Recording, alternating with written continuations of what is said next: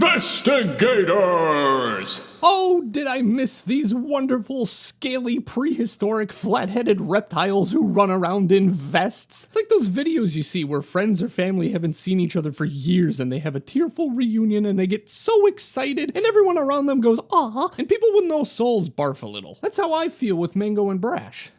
Not the barfy part, but the part where they're like long-lost friends. I'm so glad to see them back in their fourth adventure. Ants in Our Pants! Now, before I go any further, if you haven't read any of the previous 3 books, you might want to pause here and go do that, because I'll be referencing those books and it may spoil some things. Don't worry, no spoilers for the new book, but you should probably read the first 3 so you know what the heck is going on. So go ahead and do that. And if you are caught up, just keep watching. We begin this new adventure with Mango and Brash enjoying a nice beach vacation. But as we all know from the end of the last book, Brash is in a coma from being eaten by an overcooked, supersized form of his old partner and friend turned supervillain, Daryl, aka Crackerdile, aka Waffle Dial. This guy needs to dial it down with all the villainous nicknames. I've been reading too many of these books. Luckily for Brash, he was ripped from Waffle Dial's innards by hook, line, and sinker right before hardening to stone on top of the maw. So their beach vacation is only a horrendous dream sequence by Mango, who was supposed to be in a briefing at Suit HQ. Any other job, he would be fired on the spot. So in reality, while Brash is recovering in the hospital, Mango was set with a new partner, Robo Brash, who has all of Brash's memories and personality traits. So, Brash. They recap everything that happened in the previous books, and thanks to Crackerdile's plan to form an evil team, the General Inspector introduces a new system to stop evildoers before they can start doing evil, known as P.A.N.T.S. I can make a joke, but I won't go there, because I don't think parents would appreciate that. So Mango and Robo Brash are given the task to start using P.A.N.T.S.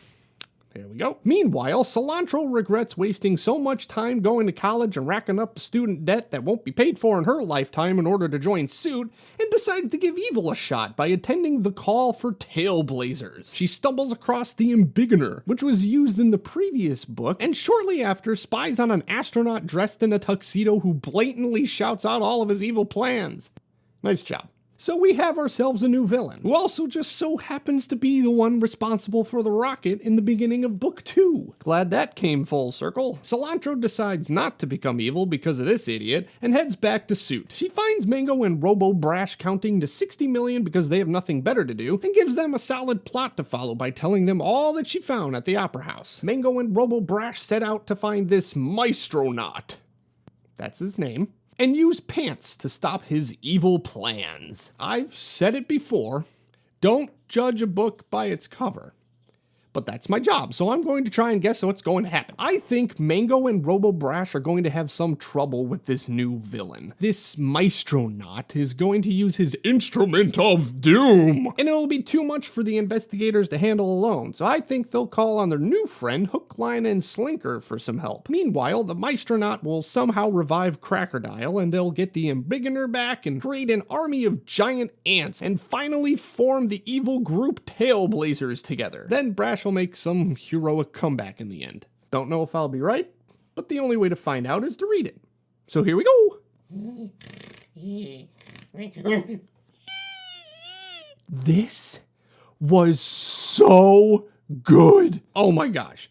You gotta read it. I won't say anything, but just read it. Okay? Trust me. So I'll go over again how I do my reviews. I'm going to be basing my rating off of 4 main things. Was the theme or lesson clear? Number 2, was the plot easy to follow? Number 3, was the story immersive? Did it suck me into the world? And number 4, did I enjoy the experience overall? I think you might know the answer to the last one already, but who cares? I'll explain why. Was the theme clear?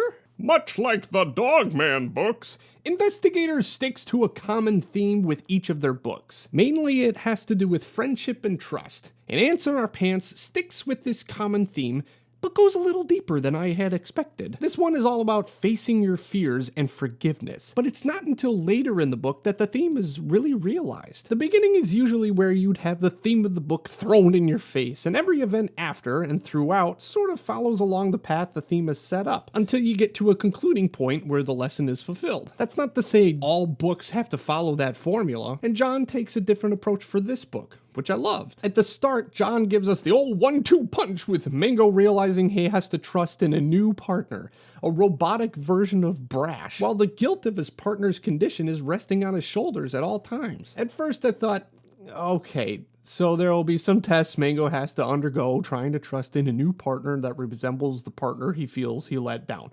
All right. But was I pleasantly surprised as the book went on. John cuts way deeper, getting into the theme of facing your fears, which not only derive from situations going on in your life, but fears that are created and festering in your own head. Fears that are created from things that you have done or not done, and what kind of person you will become with the decisions that you make. This is more of an inner battle and mystery of the subconscious, trying to overcome these things that hold us back, which segues into the other theme, forgiveness. Learning how not only to forgive others, but also forgiving yourself. Which, holy shnikes, is that ever an important thing people need to learn? Especially kids these days. I could make a whole video talking about the importance of self-forgiveness, but John does a fantastic job displaying it in this book. There are so many issues that people and kids blame themselves for and can't ever get past. Learning to forgive yourself first and letting go of something that happened that is out of your control is the first step to moving on, becoming healthy, and growing into a better person. And that's exactly what the main characters have to overcome throughout this book. So yes, the theme is clear, and the story wraps the whole thing together in a good way. Was the plot easy to follow? If you have ever read a book series, you may tend to notice that most of the sequels will often recap the books that precede it. Now, there are two ways in which you can achieve this. One would be how Dogman does it, by having a short recap before the first chapter. The other would be to reintroduce characters and concepts within the first couple chapters, which is actually how the Harry Potter books go about it. It's like magic. Pew!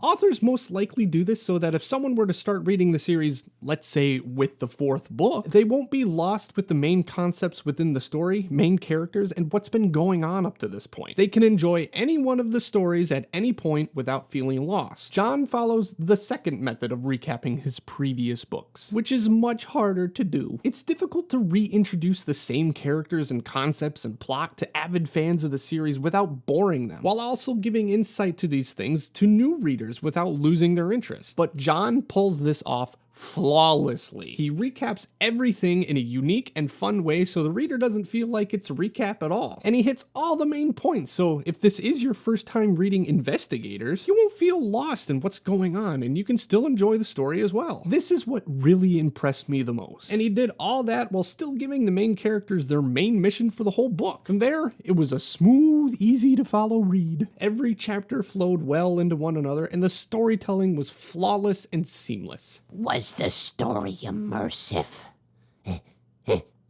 If it wasn't for the fact that they are alligators, I probably would have cried my giant bulbous eyes out. My nose was dripping with sadness liquids and my eyes were filling with feelings. Yes. This book did a phenomenal job sucking you into the world and feeling what the characters feel. Not once did I put the book down while reading it and say, I'm reading a book. I gotta finish reading this book. I'm on chapter what? No, I was so involved in the story that I couldn't put it down. I was excited to see what was going to happen next. I was sad when the characters were sad. My heart started pounding when all the action started, and there was a lot of action. And by the end of it, when I finally closed the book, I was like, where the heck am I? Wait a minute, where are the investigators? Did I enjoy the overall experience, huh? This is what they would call a page turner, because everything that happened made me want to know what was going to happen next. It was thrilling, exciting, suspenseful, action-packed, and a bit emotional at some points. I couldn't give this book enough praise for how exciting it was from the first couple chapters all the way through to the very end. I was totally enraptured by these fictional characters in this made-up scenario. They aren't even real. This whole thing isn't even real. Yet it made me feel real things. I found myself genuinely enjoying reading this. And by the end, I felt a bit of a childlike eagerness for what's going to happen in the next book. This really made me feel like a kid again. And that's a kind of joy that starts wars. Wait, let me try that again. This really made me feel like a kid again. Period. That last part was new. Anyway, let's rate the heck out of this book. Drum roll, please.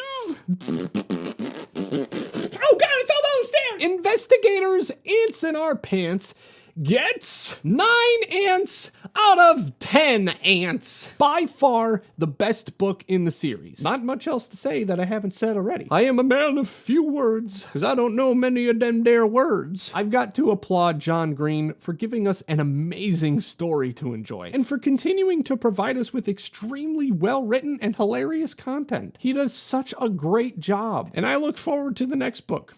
Really, I do. Which coincidentally already has a release date. Oh, that was my head blowing up. February 22nd is when the 5th book is released. I spit everywhere. And you can already pre-order it, which is what I'm going to do right now. I'll put a link in the description so you can pre-order it if you'd like. Be sure to support John and everyone who works so hard to bring this book to life. I'll also leave links in the description for Ants in Our Pants as well as the previous 3 books, in case you haven't gotten those yet. Well, thank you all for listening to my unwanted opinions, and let me know what you think of the book in the comments. Leave this video a like and be sure to subscribe, because we have so many more exciting videos coming out very soon. Love you all. Keep reading and keep having fun. See you again soon. Okay, bye. Let's take a drink of water.